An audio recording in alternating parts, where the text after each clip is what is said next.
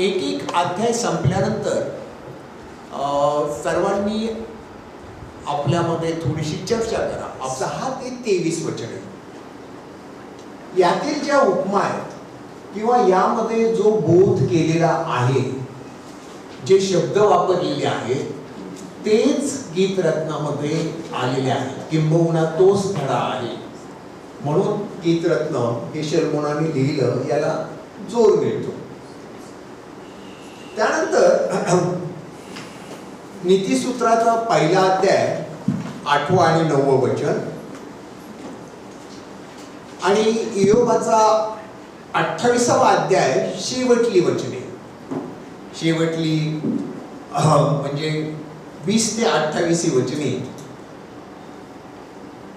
त्यामध्ये सुद्धा इयोबाने जे सांगितलेलं आहे ते गीतरत्नामध्ये आलेलं आहे. उपदेशकामध्ये शर्मोनाने व्यर्थता सांगितलेली आहे की तुम्ही कितीही काम केलं आणि कितीही श्रम केले तर ते व्यर्थ आहे. उपदेशकामध्ये व्यर्थतेला प्राधान्य आहे. गीतरत्नामध्ये श्रेष्ठतेला प्राधान्य आहे की प्रेम हे सर्वश्रेष्ठ आहे. असा या दोन पुस्तकांमधील फरक आहे. आणि ज्या देणग्या परमेश्वराने मानवाला दिलेल्या आहेत त्या देणग्यांचा उपयोग मानवाने कसा करावा हा उद्देश आहे. की मानवाला परमेश्वराने ज्या देणग्या दिल्या त्या त्याने त्याच्या आयुष्यामध्ये कशा खर्च कराव्या हा या दोन्ही पुस्तकांचा लिहिण्याचा उद्देश आहे. आता देवाने मानवाला बुद्धी दिली, परंतु बुद्धीचा उपयोग त्याने विध्वंसक कार्याकरिता सुद्धा केला. अणुबॉम्ब तयार करणं किंवा आजकाल तर आपण पाहतो की असे काही ड्रोनद्वारे किंवा इतर विमानांद्वारे हल्ले होतात की एखादं शहरच्या शहर उद्ध्वस्त होतं काही क्षणांमध्ये. बुद्धी दिली परंतु वापर विपरीत आहे. परमेश्वराने स्वातंत्र्य दिलं, स्वातंत्र्याचाही वापर मनुष्य विपरीत करत आहे. आणि परमेश्वराने मानवाला प्रीती, प्रेम, स्नेह या भावना दिल्या, त्याचाही अर्थ मानवाने विपरीत केला. सर्व काही जे परमेश्वराने दिलं त्याला गैररूप लावण्यात आलेलं आहे. आणि म्हणून या ठिकाणी आपण आज गीतरत्न सारख्या पुस्तकातून आम्हाला काय नीतिबोध आहे हे शिकणार आहोत.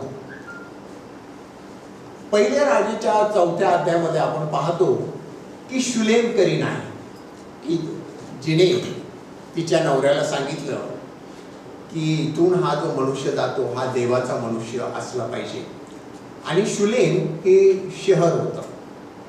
तिथली ती रहिवासी जी शुलेम करीन आहे, तर शुलेम करीन आपल्याला माहित आहे.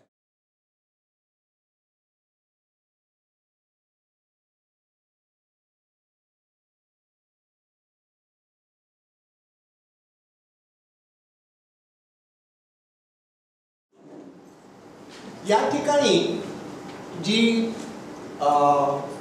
प्रेयसी आहे तिचं नाव शुलेम करीन नाहीये, तर शुनेम करीन आहे. शुनेम नाही, सुलेम आहे. हा, शुलेम आहे, सुनेम नाही. आणि एक आहे की ही शुलेम करीन ही प्रेयसी वेगवेगळ्या अनुभवांमधून जात आहे. तिला पहिल्याने मोह टाकलेले आहेत, त्यानंतर तिच्यावर अनेक संकट आलेली आहेत, ती कष्टी झालेली आहे, निराश झालेली आहे, परंतु तिने तिचं ध्येय मात्र सोडलं नाही. हा आम्हाला पहिला धडा आहे गीतरत्नाच्या पुस्तकाचा की तुम्हाला वेगवेगळे अनुभव येत राहतील, तुमच्यावर संकटे येत राहतील, भास होतील, परंतु धैर्य खचू द्यायचं नाही. या पुस्तकामध्ये 3ऱ्या अध्यायातील पहिली 5 वचने जी आहेत आणि तसंच 5व्या अध्यायातील पहिली 7 वचने, 3ऱ्या अध्यायातील पहिली 5 आणि 5व्या अध्यायातील पहिली 7 वचने हे तिचं स्वप्न आहे असं म्हणतात. बऱ्याच अभ्यासकांचं हे मत आहे की हा तिचा भास आहे किंवा हे तिचं स्वप्न आहे. स्वप्न असो किंवा भास असो, ते काही असो, तो भास किंवा ते स्वप्न किंवा ते सत्य आम्हाला बोध करत आहे. पुष्कळदा आम्हाला सुद्धा स्वप्न पडतात, आम्हालाही भास होतो, परंतु त्यातील सत्यता जी आहे ती आम्ही आत्मसात करायची असते की कोणतंही दर्पण न घेता.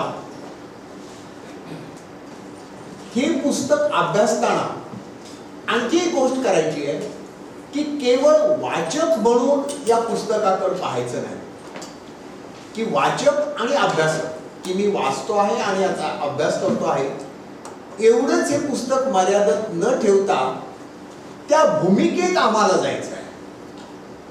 शूलेम करीन किंवा तो वल्लभ किंवा तो राजा, आणि जेव्हा या 3 व्यक्ती बोलतात तेव्हा ती व्यक्ती मी आहे किंवा ती व्यक्ती माझ्याशी बोलत आहे या भावनेने जर हे पुस्तक वाचलं तर ते अधिक अर्थपूर्ण होईल. आणि म्हणून आज आपण अभ्यास करत असताना की मी त्या ठिकाणी आहे, प्रभू माझ्याशी बोलत आहे या भावनेने या पुस्तकाकडे पहा. शूनेम जे आहे, शूनेमचा अर्थ आहे विश्वासाची जागा. शूनेम करीन जी होती पहिली राजे, तर शूनेम हे शहर याकोबाचा जो मुलगा होता इसाखार, त्याला गालिलकडचा प्रांत दिलेला होता यहोशवाने, आणि त्या इसाखार प्रांतामध्ये हे शहर होतं. तर त्याचा अर्थ आहे विसाव्याची जागा किंवा आधार. आणि या ठिकाणी शूलेम हे नाव आहे, शूनेम नाही तर शूलेम. आणि शूलेमचा अर्थ आहे पूर्ण समाधान, की समाधानी होण्याचं आता काही राहिलं नाही, पूर्ण समाधानाने मी भरलेलो आहे. माझ्या जेवढ्या काही मागण्या होत्या, जेवढ्या काही इच्छा होत्या, ज्या काही अपेक्षा होत्या त्या पूर्ण झालेल्या आहेत. या पूर्णत्वाच्या समाधानाला शूलेम असं म्हणतात. आणि ती शूलेम करीन आपल्या गीतरत्नामध्ये आपण अभ्यासणार आहोत. आता जर तुम्ही शास्त्र उघडलं आणि त्या ठिकाणी पाहिलं तर पहिलं वचन आपण अभ्यासलेलं आहे की हे शलोमोनाने लिहिलेलं काव्य आहे. दुसरं वचन जे आहे पहिल्याच अध्यायाचं, त्या ठिकाणी तो मला मुखचुंबन देवो, तुझे प्रेम द्राक्षरसाहून मधुर आहे. पुस्तकाला वाचायला सुरुवात केल्यानंतर लगेचच गोंधळात टाकणारं हे वचन आहे की तो मला मुखचुंबन देवो, त्याचे प्रेम, तुझे प्रेम हे द्राक्षरसाहून मधुर आहे.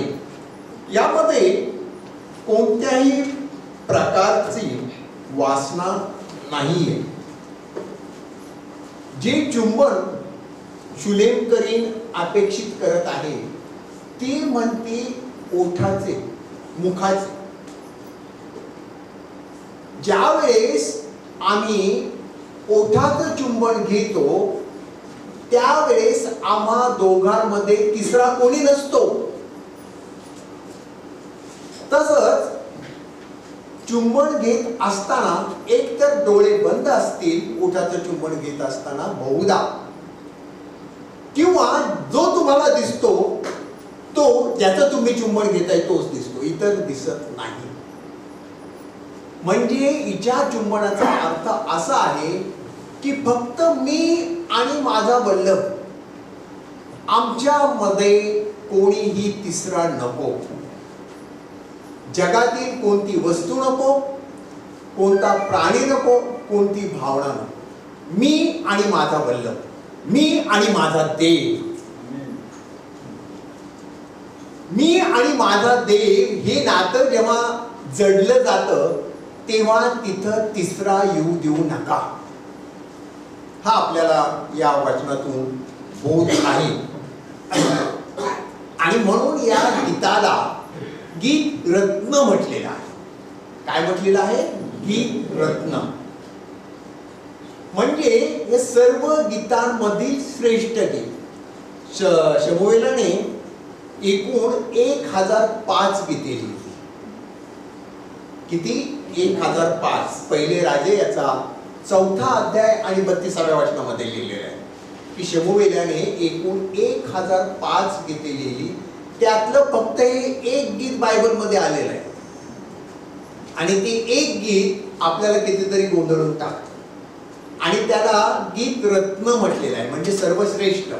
आता हा जो शब्द आहे तो असा आहे की जसं राजांचा राजा, म्हणजे राजे पुष्कळ आहेत परंतु त्याच्यात सर्वश्रेष्ठ, त्याच्यानंतर प्रभूंचा प्रभू, राजांचा राजा आणि प्रभूंचा प्रभू. पहिले तिमोथी 6वा अध्याय 15वं वचन त्याच्यामध्ये म्हटलेलं आहे तो सर्व अधिपतींचा अधिपती आहे, राजांचा राजा आहे. त्याच्यानंतर अनुवादाच्या पुस्तकात 10व्या अध्याय 17व्या वचनामध्ये म्हटलेलं आहे की परमेश्वर हा देवादी देव आहे, त्याच्यासारखा कुणी नाही. म्हणजे त्या समते तसं हे गीत त्या सम ते आहे. पहिला धडा आपण शिकलो की मुखचुंबन. माझ्यामध्ये आणि देवामध्ये इतर दुसरा कुणी नको आहे. आणि आणखी एक प्रश्न नेहमी विचारला जातो की हे पुस्तक बायबलमध्ये का समाविष्ट केले गेलं.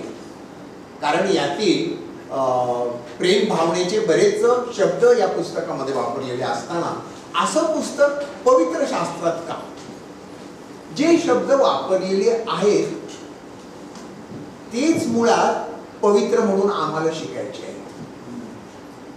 आम्हाला ते पवित्र वाटत नाही हा आमचा दोष आहे. आम्हाला संकोच वाटतो कारण त्या भूमिकेत आम्ही जातो. आदाम हवेला संकोच वाटत नव्हता, ते दोघे लग्न होते.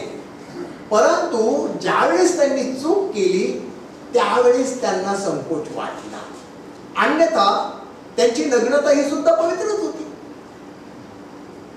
त्यामुळे हे जे काही आहे ते देवापासून आहे, हे पवित्र आहे. फिलोमेनाच्या पत्राचं सुद्धा तसंच आहे. फिलोमेनाचं पत्र हे पाऊलाने वैयक्तिक पत्र लिहिलेलं आहे. परंतु ते पत्र बायबलमध्ये का आलं असंही बरेच जण विचारतात. ते पत्र बायबलमध्ये यायला कारण असं आहे की त्या पत्रामध्ये शिकवण ही आहे की जशी तुम्हाला देवाने क्षमा केली तशी तुम्ही इतरांना करा. जो तुझा गुलाम आहे त्याला क्षमा कर. जसा देवाने ख्रिस्तामध्ये आमचा समेट केला तसा तुम्ही तुमच्या शत्रूशी समेट करा. आणि हे ज्ञान त्या पुस्तकात ओतप्रोत भरलं गेल्यामुळं फिलोमेनाचं पत्र बायबलमध्ये आहे. गीतरत्न जे आहे याच्यामध्ये सुद्धा असाच बोध आहे की तुम्ही परमेश्वराशी एकरूप व्हा. परमेश्वर तुम्हाला त्याच्या राज्यामध्ये घेणार आहे. परमेश्वर तुम्हाला त्याच्या बाहूंमध्ये घेणार आहे. परमेश्वर तुमच्याशी समीपता साधू इच्छितो. म्हणून या पुस्तकामध्ये कसल्याही प्रकारचं गैर असं नाही. एवढंच नव्हे, शुलेम करीन की जे आपण तिच्या नावाचा अर्थ पाहिला. ज्या चुंबनाची ती इच्छा करते आहे ती बळजबरी नाही, किंवा ती चुंबनाचं मागणीही करत नाही तिच्या वल्लभाकडे. ती मागणी करत नाही, ती बळजबरी करत नाही, तोही तिच्यापासून दूर आहे. मागणी करत नाही, बळजबरी करत नाही, जबरदस्ती करत नाही. परमेश्वर आम्हाला त्याच्यावर प्रेम करण्यासाठी बळजबरी करत नाही. परमेश्वर आम्हाला त्याच्यावर प्रेम करण्यासाठी बळजबरी करत नाही. या ठिकाणी तिने तो पाहिला. ती म्हणते तो मला त्याचे मुखचुंबन देव. नाव सांगितलेलं नाही. इट इज जस्ट एक्स, कुणीतरी आहे. तो ज्याच्या समक्षतेत ती आलेली आहे, ज्याला तिने पाहिलेला आहे, पाहता क्षणी तिने त्याला जाणलेलं आहे आणि पाहता क्षणी ती त्याच्या प्रेमात पडलेली आहे.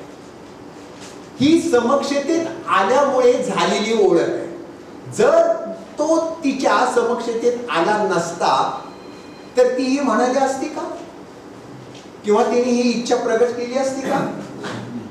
जोपर्यंत तुम्ही देवाच्या समक्षतेत जात नाही तोपर्यंत परमेश्वर मला जवळ घेवो ही इच्छा तुमच्या मनात निर्माण होत नाही. परमेश्वराच्या समीप जा. त्यानंतर एकदा तुम्ही त्याच्या समीप गेला की तुम्हाला त्याच्या अधिक आणि अधिक घनिष्ठ जाण्याचा मोह होईल. त्या ठिकाणी ती म्हणते की तो माझा वल्लभ आहे. हे झाल्यानंतर पुढच्या वचनापासून तिसरं वचन पहा काय म्हणतं आहे, वाचा. तुझ्या सुवासिक अत्तराचा घमघमाट सुटतो, तुझे नाव सिंचन केलेले सुगंधी अत्तरच होय, म्हणूनच कुमारी तुझवर प्रेम करीत आहे. होय. आता या ठिकाणी ती म्हणते आहे की तुझ्या सुवासिक अत्तराचा घमघमाट सुटतो. त्याने जे अत्तर लावलेलं आहे त्याचा, कुणाला तरी आकर्षित करण्याकरिता अत्तर लावलं जातं. परफ्युम्स टीव्हीवर आपण कितीतरी ऍड्स पाहतो नाही का, डेनवर, त्याच्यानंतर यार्डले, ब्रूट, फॉग, आणि मग आपण पाहतो की त्या व्यक्तीच्या इतर लगेच पाठीमागे सगळेजण जातात त्या वासाने मोहित होऊन. हे जे अत्तर आहे हे ख्रिस्ताचा अभिषेक आहे. थँक्यू आमेन म्हटल्याबद्दल. हा ख्रिस्ताचा अभिषेक आहे. त्या अभिषेकाने आम्ही प्रभावित व्हावं आणि आम्ही त्याच्या मागे जावं. कारण हे जे प्रेम आहे या शुलेमकरणीचं, आपण शुलेमचा अर्थ पाहिला पूर्ण समाधान, आणि ग्रीक मध्ये आपण सर्वसाधारण तसं तर 4 प्रकार आहेत प्रेमाचे, परंतु 3 आपल्याला माहित आहेत, इरॉस, फिलॉस आणि आगापे. इरॉस म्हणजे व्यक्तीचं व्यक्तीवर असलेलं प्रेम, परंतु आकर्षणापायी असलेलं प्रेम, की स्त्रीबद्दल किंवा पुरुषाबद्दल असलेलं आकर्षण, ते प्रेम म्हणजे इरॉस. फिलॉस म्हणजे जे सर्वसाधारण प्रेम आपण करतो, की आपल्या बंधू भगिनींवर, आपल्या नातेवाईकांवर, आपल्या प्रियजनांवर. आगापे हे जे प्रेम आहे तिसरं, ते म्हणजे देवाकडून आलेलं प्रेम, की त्याग सोसून देव आपल्या प्रीतीचं जे प्रमाण देतो, त्याग सोसून देव आपल्या प्रीतीचं जे प्रमाण देतो त्याला आगापे असं म्हटलेलं आहे. आणि म्हणून इरॉस किंवा फिलॉस हे आगापे प्रेमाच्या जवळपास सुद्धा येऊ शकत नाही. देवाचं प्रेम त्याची तुलना कशाशी होऊ शकत नाही. आणि म्हणून ही जी अपेक्षा आहे की त्याने मुखचुंबन घ्यावं, ही आंतरिक ओढ आहे. ही शारीरिक ओढ नाही, ही आत्मिक ओढ आहे. आम्ही देवाशी खिळले जावे ही आमची शारीरिक इच्छा कधीही नसते, आत्मिक इच्छा असते. It is from the spirit and not from the body. अर्थात चुंबनाच्या बाबतीत खोटी चुंबने नसावीत. जसं यहुदाने घेतलं नाही का ख्रिस्ताचं आणि फसवून दिला. त्यानंतर त्याला फेलिओ म्हटलेलं आहे. नव्या करारात जे चुंबन आहे त्याला फेलिओ असं म्हटलेलं आहे. आणि गीत रत्नामध्ये जो आहे त्याला नॉशक म्हटलेलं आहे. आणि नॉशक म्हणजे ओठांचं, फिलिओ म्हणजे पायांचं किंवा गालाचं. पायांचं त्या तेलाचा अभिषेक करणाऱ्या स्त्रीने घेतलं, गालाचं यहुदाने घेतलं. परंतु या ठिकाणी मात्र जे आहे ते नॉशक म्हणजे ओठांचं चुंबन आहे की ख्रिस्ताशी मी एकरूप व्हायला पाहिजे. त्यामध्ये आम्हा दोघांमध्ये दुसरा कुणी नको.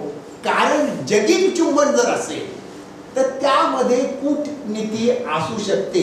नीतिसूत्र याचा 27वा अध्याय आणि 6वं वचन त्या ठिकाणी म्हटलेलं आहे, वैरी चुंबनांची गर्दी म्हणून. तसं खोटं चुंबन नको. ख्रिस्ताकडे जायचं आहे तर अंतःकरण पूर्वक तुम्ही जा. आता ती त्याचं नाव सांगत नाही, फक्त तो म्हणून संबोधते. नाव सांगण्याची तिला गरजच वाटत नाही, कारण त्याच्यासारखा तोच आहे.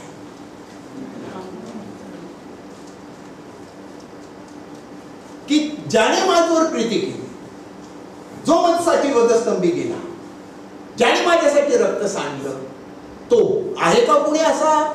मग कशाला दुसऱ्याचं नाव घेऊ? त्याचं जे अत्तर आहे, ज्याच्यामुळे आम्ही आकर्षित होतो, त्याचा जो अभिषेक आहे, त्याचा जो यज्ञ आहे, तेच सर्व आहे. त्या नावातच सर्व आहे. म्हणून ती त्या ठिकाणी फक्त तो म्हणतो. मोशेला देवाने सांगितलं, त्यांनी जर माझं नाव विचारलं तर एवढंच सांग, त्या नावातच सर्व आलं. असा हा वल्लभ आहे. त्यानंतर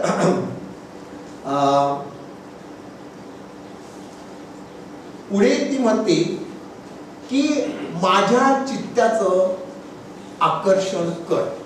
दुसरं वचन आपण अभ्यासलेलं आहे, तिसरंही वाचन अभ्यासलेलं आहे. 4थ्या वचनाकडे माझ्या चित्ताचं आकर्षण कर, म्हणजे आम्ही तुझ्या मागून येऊ. आम्ही तुझ्या मागून येऊ. आणि आकर्षित कुणाला कर? सगळ्यांना? मला. माझ्यामुळे हे ख्रिस्ता तुझ्याकडे अनेक लोक येऊत. हा तो अर्थ आहे की सगळे तू हँडसम पुरुष आहेत म्हणून सगळ्या तुझ्या वेड्या होत असं नाही. ते हे ख्रिस्ता माझ्यामुळे आत्मे जिंकून लोक तुझ्याकडे येऊत, हा त्या ठिकाणी अर्थ आहे. आणि मागे येणं एकनिष्ठ होण्याकरिता. मग यातून आम्हाला हा धडा मिळतो की मी प्रभूच्या मागे धावणारा असावा. मग मी प्रभूच्या मागे धावतो का? मी भलतीकडेच कुठेतरी धावत आहे? हा पहिला प्रश्न. त्याच्यानंतर आणखी एक प्रश्न असा आहे की माझ्यामुळं किती जण प्रभूकडे जातात? माझ्यामुळे किती जण प्रभूकडे जातात?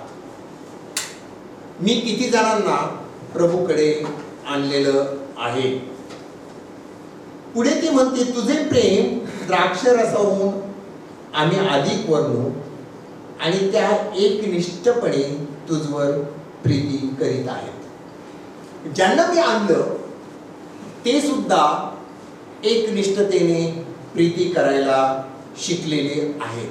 आणि ते शिकले, आपोआप आलं नाही. कुणी शिकवलं? शुलेमकरींनी आम्हाला लोकांवर प्रीती करायचं शिकवायचं आहे. पवित्र शास्त्र स्त्रियांना अधीन राहायला शिकवतं. ती म्हणते ह्या सर्व तुझ्या अधीन असतील.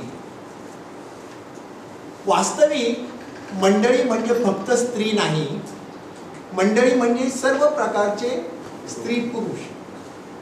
आणि म्हणून या ठिकाणी विश्वासणाऱ्यांचा समूह, की जो आम्ही तुझ्या मागे येऊ तो विश्वासणाऱ्यांचा समूह असा अर्थ आहे. अर्थात या समूहाचा सुद्धा स्त्रीशी उपमा दिलेली आहे. या समूहाला सुद्धा दुसरे करीत याचा 11वा अध्याय आणि दुसऱ्या वचनामध्ये संत पाऊल म्हणतो की मी तुमची एका पतीबरोबर योजना करून ठेवली. सर्व मंडळीची म्हणजे सर्व मंडळी तो स्त्री मंडळी म्हणून संबोधतो आणि तो म्हणतो की तुमची योजना केलेली आहे याकरिता की तुम्हाला शुद्ध कुमारी असे सादर करावे. मग तो पुरुष असो किंवा स्त्री असो. एवढंच नाही, प्रगटीकरणाच्या 14व्या अध्यायामध्ये सुद्धा 4थ्या वचनामध्ये म्हटलेलं आहे की ते सर्व शुद्ध आहेत आणि जेथे कोकरा जातो त्याच्या मागे ते जातात. या ठिकाणी हिच्या मैत्रिणी या शुलेमकरणीच्या तेच करत आहेत की जिकडे ते जातो तिकडे ती जाते आणि जिकडे ती जाते तिकडे त्या जातात. हे मंडळीचं चित्र असावं. नाहीतर पालक एकीकडे, सेवक एकीकडे आणि मंडळीचे सभासद एकीकडे. हे ख्रिस्ताला अपेक्षित नाहीये. पुढे 5व्या वचनामध्ये ती काय म्हणते? सिस्टर ठोंबरे वाचताय 5वं वचन? हां मी काळी सावळी बनून सुरूप आहे. हां केदाराच्या तंबूसाठी, शर्मोनाच्या पडद्यांसाठी मी काळी आहे. मी काळी आहे. येरुशलेमच्या कन्यांनो, मी काळी सावळी आहे. पहिला शब्द काय म्हणतो? काळी सावळी. आणि दुसरा शब्द म्हणतो काळी. कंपॅरिझन, तुलनात्मक आहे. काळी सावळी म्हणजे थोडीशी काळी, परंतु काळी म्हणजे पूर्ण काळी. हे स्वतःचं परीक्षण आहे. देवाच्या समक्षतेत गेल्यानंतर माझी लायकी काय आहे हे ते परीक्षण आहे की माझ्यापेक्षा इतर लोक सुद्धा श्रेष्ठ आहेत. जे उपासना करतात ते माझ्यापेक्षा श्रेष्ठ आहे. मी उगाचच मला श्रेष्ठ समजत होतो. मी काळा आहे, मी काळा सावळा आहे. नाही नाही नाही, काळा सावळा नाही, फार काळा आहे. आणि परमेश्वराच्या समक्षतेत तर काळा टिकत आहे. हे स्वपरीक्षण आहे. त्यानंतर पुढे ती काय म्हणते पहा. कारण मी उन्हाने होरपळले आहे. माझे सहोदर बंधू मजवर संताप झाले. वचन 6. मी काय झालेले आहे? उन्हाने होरपळले आहे आणि माझे सहोदर बंधू मजवर संतप्त झाले. या 2 गोष्टींमुळे मी अधिक काळी झाली. सहोदर म्हणजे सावत्र बंधू की जे मंडळीत असतात. आणि पालक साहेबांना हा अनुभव खूप असतो की मंडळीमध्ये सावत्र बंधू असल्यासारखं प्रीती केली जाते. आम्ही एका आईची लेकरं आहोत, आम्ही एका मंडळीचे आहोत, परंतु मंडळी आमची आई आहे पण ख्रिस्त आमचा पिता आहे हे मानायला आम्ही तयार नसतो. हे असे सहोदर जे आहेत, त्यामुळे खरे सेवक काळे सावळे होतात, त्यांचे हाल होतात. आणि म्हणून ती म्हणते की तुम्हाला काय माहित मी कोणत्या परिस्थितीतून आलेली आहे, मी काय काय कशा कशाला तोंड दिलेलं आहे. ती म्हणते मी केदारच्या तंबूसारखी आहे. केदार गालिलच्या पलीकडे असलेला भाग, लबानोन, आणि तिथल्या झाडांना केदार म्हणायचे. लबानोन मधल्या झाडांना केदारचं लाकूड म्हणायचे. आणि केदार हे सर्वोत्तम उच्च प्रतीचं लाकूड, सागापेक्षाही उच्च प्रतीचं लाकूड, त्याच्यापेक्षा इतर उच्च प्रतीचं लाकूड नाही. थोडक्यात मी तशी, माझी प्रीती तशी आहे, माझी प्रीती इतरांसारखी नाहीये. त्यानंतर ही जे सावत्र बंधू आहेत, फक्त रेफरन्स लिहून घ्या. उत्पत्तीचा 25 अध्याय याचा 13वं वचन. या ठिकाणी इश्माएलाची जी मुलं आहेत ती कुठून वेगळी झाली आणि त्रास द्यायला सुरुवात केली. पहिल्या मंडळीपासून, पहिल्या कुटुंबांपासून हा अनुभव आम्हाला एकसारखा येत आहे. या ठिकाणी जो शब्द आहे सहोदर हिब्रू भाषेतला,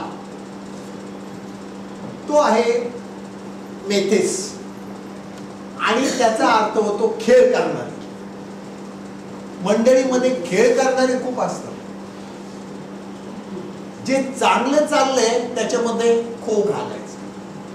ही तिची ती तळतळ ती सांगते तिच्या प्रियकराला, म्हणजे ख्रिस्ताला, की मंडळी एकवटण्यासाठी मी खूप प्रयत्न करते, परंतु हे जे सावत्र आहेत, हे जे खेळ करणारे आहेत, ते मंडळीला सुव्यवस्थित होऊ देत नाहीये. त्यानंतर पुढे ती काय म्हणते की त्यांनी मला द्राक्षीच्या मळ्याची राखण करण्यास ठेवले. जे गुलाम असत त्यांना द्राक्षीच्या मळ्याचं राखण करायचं काम दिलं जायचं. म्हणजे हिला गुलामासारखं वागवण्यात आलं, हिला गुलामासारखं वागवण्यात आलं. आणि दुसरे इतिहास 25वा अध्याय 15वं वचन. त्या ठिकाणी गारद्यांनी इस्रायल लोकांना द्राक्षीच्या मळ्याचे रखवालदार म्हणून ठेवले होते, गुलाम म्हणून. आणि गुलामांना आणखी एक शिक्षा होती, पायात चप्पल घालायचे नाही. त्याचा पुढे संदर्भ येईल, तो आपण पाहूया. आणि ही म्हणते आमच्या सर्वांची माता एकच आहे. गलतीकराचं पत्र याचा 4था अध्याय 26 ते 28 ही वचने जर तुम्ही पाहिली तर त्या ठिकाणी म्हटलेलं आहे की आम्हा सर्वांची माता एकच आहे आणि ती येरुशलेम आहे. येरुशलेम नगरी देवाची नगरी, की जिथे सर्व लेकरं एकाचीच आहे, सर्व बंधू भाव असा आहे. 4थ्या वचनामध्ये पहा,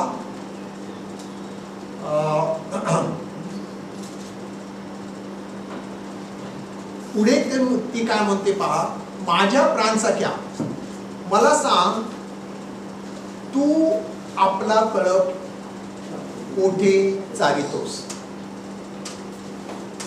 माझ्या प्राणसख्या मला सांग, तू आपला कळप कोठे चालितोस. ती कोणाला शोधत आहे? वल्लभाला. वल्लभाला म्हणजे ख्रिस्ताला. आणि ती आता प्रश्न करत आहे की तू कोठे आहेस. म्हणजे ख्रिस्त मंडळीत नाही. प्रार्थना आहे, तिच्या मैत्रिणी आहेत, मोठ्या मोठ्याने हालेलुया प्रेज द लॉर्ड सगळं चाललेलं आहे, परंतु देव तिथे नाही. ती म्हणते की माझ्या प्राणसख्या मला सांग, तू कोठे मिळशील, कोणत्या मंडळीत तू मिळशील?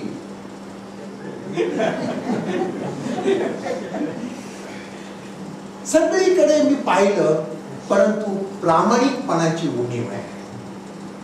हे गीतरत्न आपल्याला शिकवतं आणि ते पुस्तक वाचताना आमची ससे ओळखत होते.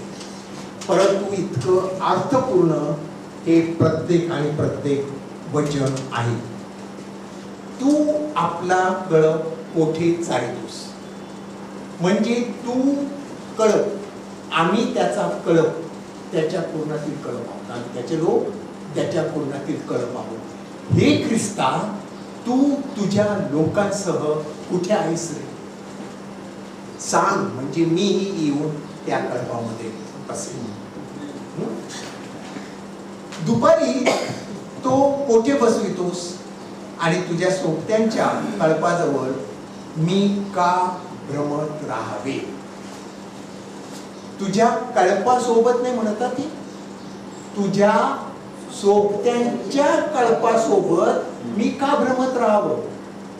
असे वेगवेगळे कळप आहेत, त्याच्यामध्ये मी कशाला भ्रमत राहू?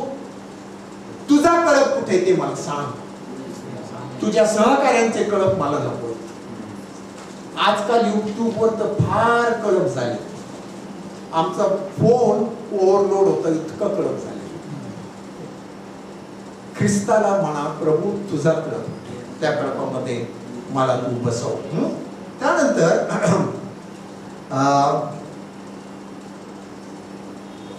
पुढे एक गोष्ट आहे पहा, की दुपारी तू कोठे बसतोस. दुपारी तू कोठे बसतोस. दुपार म्हणजे मध्यान्ह आहे. प्रत्येक वचन आपण अभ्यासणार आहोत आज गीतरत्नातलं, घाबरू नका. दुपारी तू कोठे बसतोस. मध्यान्ह हा नीतिमत्तेचा मार्ग म्हणून सांगितलेला आहे. नीतिसूत्रे 4था अध्याय आणि 18वं वचन, त्या ठिकाणी म्हटलेलं आहे की दुपारची वेळ आणि मध्यान्ह हा नीतिमानाचा मार्ग आणि मध्यान्हापर्यंत वाढणाऱ्या प्रकाशासारखा तो मार्ग आहे. प्रभू, जो मार्ग नीतिमत्तेने चालतो त्या मार्गावर मला चालायचं आहे. तुझा कळप कुठे? आणि ती म्हणते की मी भ्रमात का राहावं? मी भ्रमात का राहावं? मी तुला चिटकून का राहू नये? आजकाल बरेच जण फार भ्रमात आहेत. मग हा रविवार एक चर्च, पुढचा रविवार दुसरं चर्च, तिसरा रविवार तिसरं चर्च. प्रभू एकच आहे, तो एकच आहे. त्यानंतर पुढे ती म्हणते की एक स्तोत्र, मला नंबर आठवेना, त्या ठिकाणी म्हटलेले की सुटक्याच्या वेशाने मी का फिरावे. 42 की मी उगाच सुटक्याच्या वेशाने का फिरावं. प्रभूने मला तारणाचे वेश परिधान केल्यानंतर सुद्धा, कारण हे जे सहोदर आहेत हे गोंधळ घालत आहे, हे ते कारण आहे. त्यानंतर 8व्या वचनामध्ये ती म्हणते, तो म्हणतो आहे, आता इतक्या वेळ ती बोलत होती, आता तो म्हणतो आहे, हे परम सुंदर स्त्री, तुला हे ठाऊक नसेल तर तू त्या शेरडा मेंढरांच्या पावला मागे पाऊल टाकून जा. मेंढपाळांच्या राहुट्यांनजीक आपली करडे चारीत राहा. तिच्या मैत्रिणी किंवा इतर कुणाचा तरी हा आवाज आहे. कोण बोलतं सांगितलेलं नाही. कदाचित हा आवाज प्रभूपासून असेल, परंतु ते वचन म्हणतं, हे परम सुंदर स्त्रिये, तुला हे ठाऊक नसेल तर तू त्या शेरडा मेंढरांच्या पावलांवर मागे पाऊल टाकून जा. मेंढपाळांच्या राहुट्यांनजीक आपली करडे चालीत राहा. सोबत्यांच्या मागे जाऊ नको, मेंढपाळांच्या मागे जा. सोबती नुसतेच हाकत राहतात. मेंढपाळ, खरा मेंढपाळ आपल्या मेंढरांकरता त्याचा जीव घेतो. आणि तुझा कळप घेऊन मेंढपाळाजवळ जा आणि तिथे राहा. कुणाच्या पावलावर पाऊल टाकून? शेरला मेंढरांच्या. म्हणजे त्याचा जो कळप आहे, त्यांची जी पावले आहेत ती विश्वासणाऱ्यांची, संदेष्टांची, भक्तांची, नीतिमानांची आहेत. त्यांच्या पावलावर पाऊल टाकून तुला ख्रिस्त सापडेल. तुला ख्रिस्त सापडेल. आणि तिथे त्या राहुटीजवळ मग काय कर, ख्रिस्त सापडल्यानंतर तुझाही कळप तिथेच ठेव. बरेच लोक सांगतात नाही माझी स्वतंत्र मंडळी आहे, ख्रिस्ताशी काय घेणं देणं. तू स्वतंत्र कसा असू शकतो ख्रिस्ताशिवाय? ख्रिस्ताशिवाय स्वातंत्र्य म्हणजे खरं पारतंत्र्य. तेव्हा आम्ही ख्रिस्तामध्ये असलो पाहिजे. त्यांच्या पावलावर पाऊल टाकून तू जा आणि आपली, ती म्हणते की आपली करडे तू चालत राहा. ते वचन काळजीपूर्वक वाचा. ती काय प्रार्थना करते प्रियकाराकडे की आपली करडे तू चालत राहा. म्हणजे प्रभू मी इथे आहे, मी इथे, मला तू टाकलेलं नाहीयेस, माझा विश्वास आहे. तुला मी हुडकून काढणार आहे, माझा विश्वास आहे. मी तुला सोडणार नाही, माझा निश्चय आहे. मला तर तू मिळशीलच, परंतु जेथे कुठे तुझे नीतिमान लोक आहेत ना प्रभू, त्यांना तू आध्यात्मिक अन्न देत राहा. ही माझी प्रार्थना आहे प्रभू, तुला विनंती आहे की त्या विश्वासणाऱ्यांना भ्रमात पाडू नकोस. हे गीतरत्नाचं पुस्तक आपल्याला शिकवत आहे. पुढे मग आता 9 ते 11 वचनं राजा बोलतो आहे. या शुलेम करणीला शलमोन राजाने त्याच्या राजवाड्यात आणलेला आहे. तिला पाहिजे आहे तिचा वल्लभ, परंतु राजा तिला राज दरबारातली आणि त्याची वैभवे दाखवून प्रभावित करत आहे. आणि असं होत असताना आता मनातील द्वंद्व आहे. राजाचा तिच्यावर छाप आणि तिच्या वल्लभाचा तिच्यावर छाप, जगाचा आमच्यावर छाप आणि स्वर्गीय गोष्टींचा आमच्यावर छाप. आम्ही कुणाला बळी पडणार? पहा, तो म्हणतो माझ्या सखे मी तुला फारोच्या रथाच्या घोडीसारखे लेखितो. काय वाटतं तुम्हाला घोडीसारखे लेखितो म्हटल्यावर?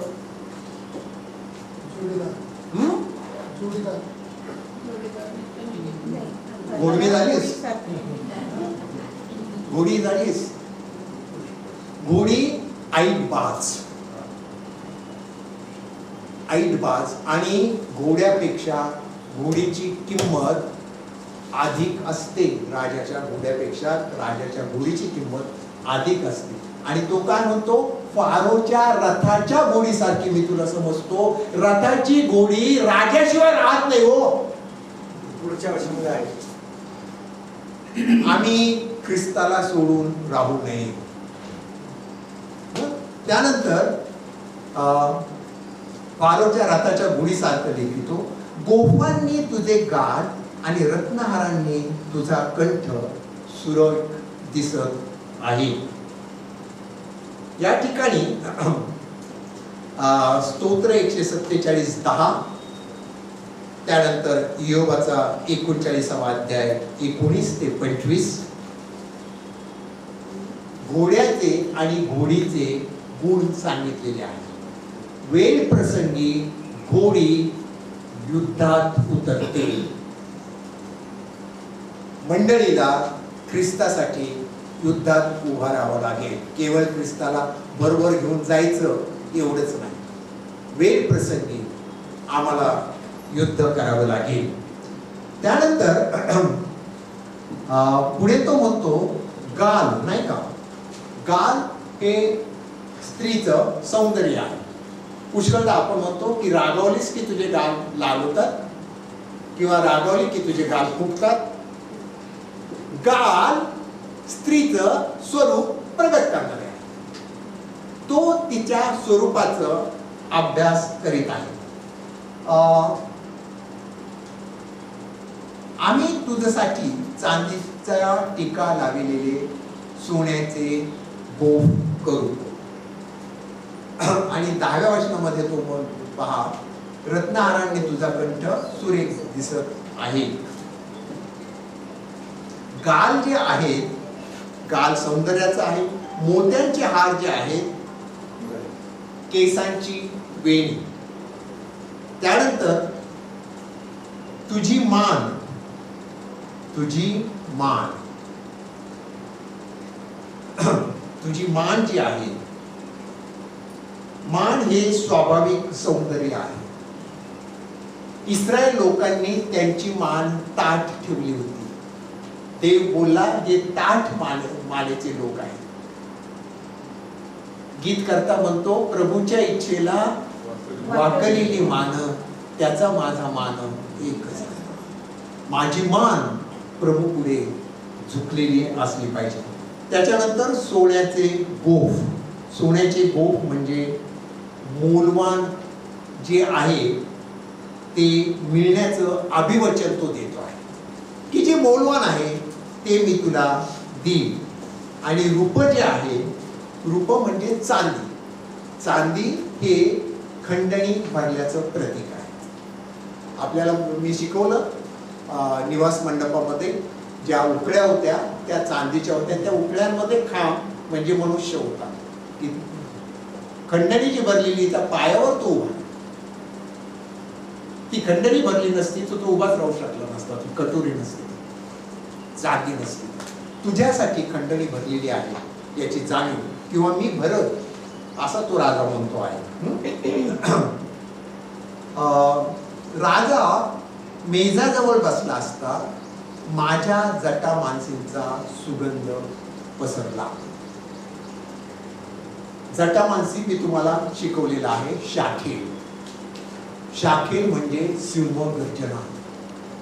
आणि निवासस्थानामध्ये प्रार्थनेच्या वेदीवर, धूप वेदीवर जो मसाला टाकायचा होता त्याच्यामध्ये जटा मानसी टाकायची, म्हणजे सिंहाची गर्जना.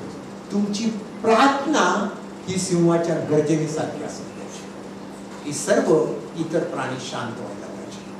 ती म्हणते माझ्या जटा माणसींचा सुगंध पसरला. तिने प्रार्थनेचा आधार घेतला. ज्यावेळेस तुम्हाला कोणाचाही आधार नसतो त्यावेळेस प्रार्थनेचा आधार.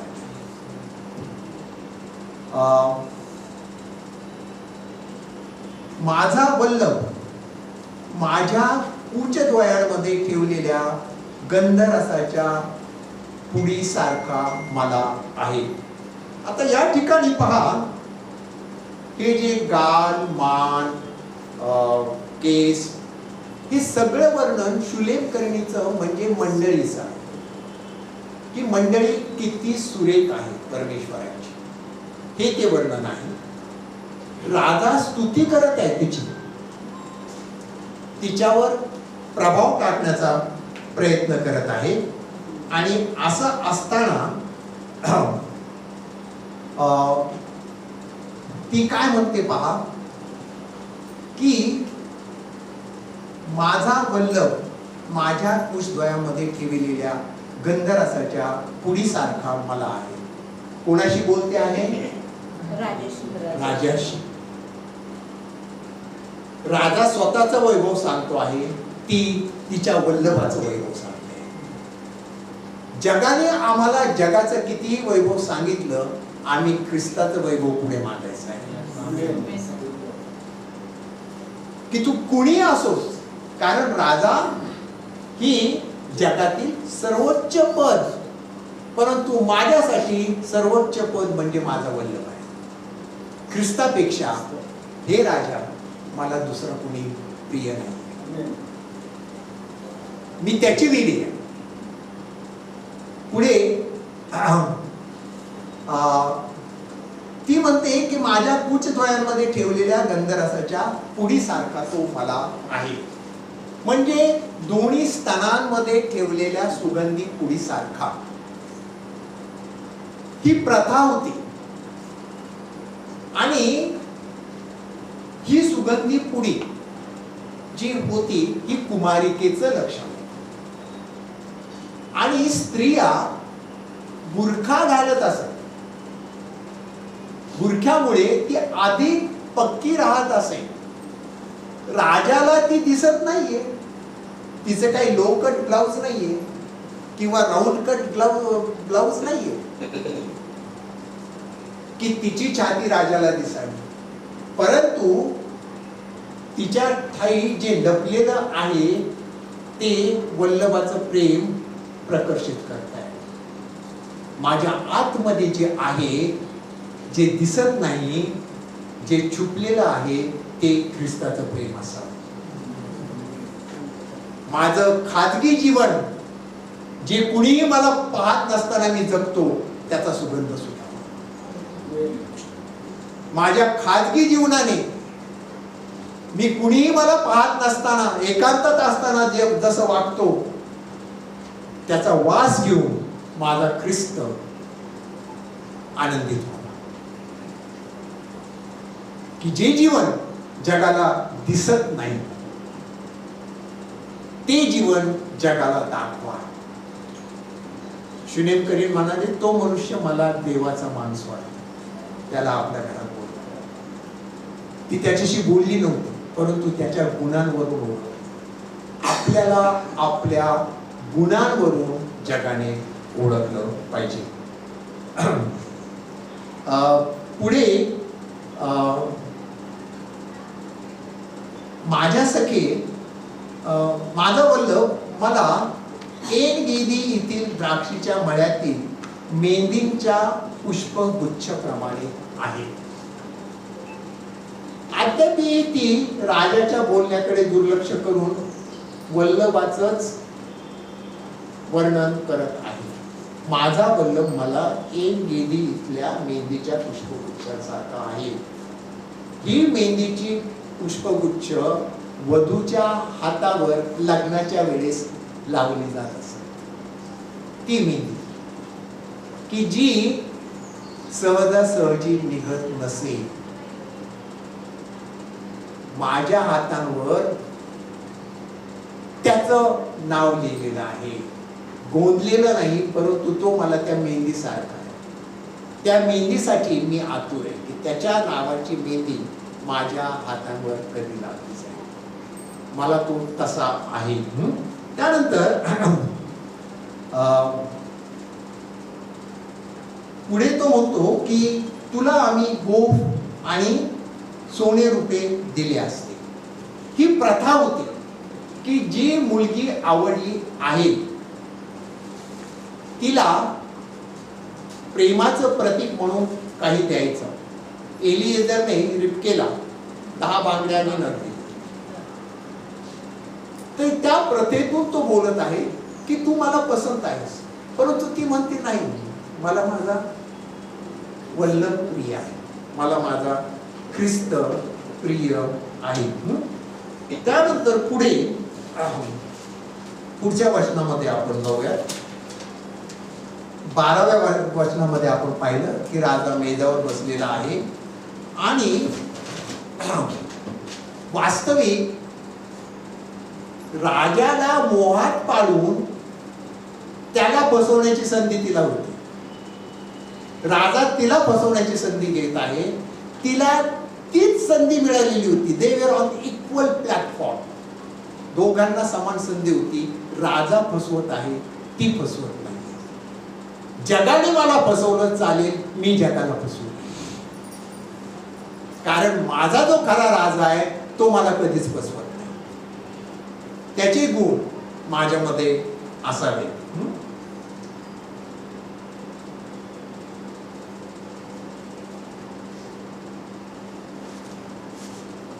पुढे राजा जो आहे हे सगळं वर्णन ऐकल्यानंतर 14व्या वचनापर्यंत तिच्या वल्लभाचं वर्णन ऐकल्यानंतर काहीही प्रभावित होत नाही. आणि 15व्या वचनामध्ये तो परत तिला म्हणतो, माझ्या सखे तू सुंदर आहेस, अगे तू सुंदर आहेस, तुझे नेत्र कपोतासारखे आहे. अद्यापही तो तिची स्तुती करतच आहे.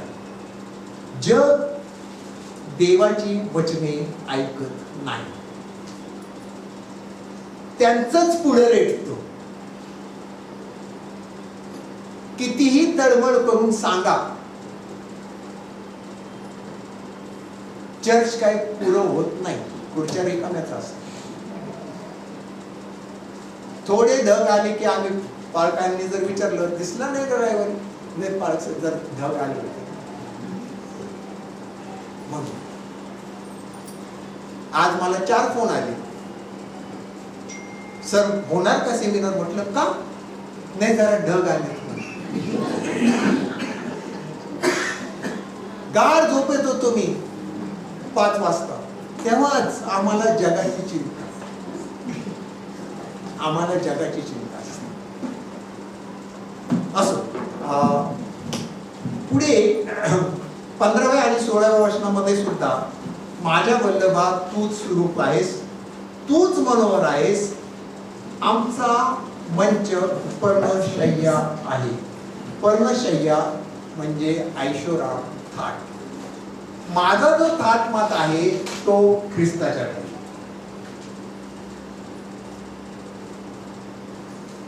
राजास जीन महाली सौखे मला ती मिळाली या झोपडीत माझी पर्णशय्या जी ख्रिस्ताने मला अर्धी भाकरी दिली ती जीवनी भाकर आहे. राजा शांत बस बाबा, कशाला रक्त, मी त्या ख्रिस्ताची देवी आहे.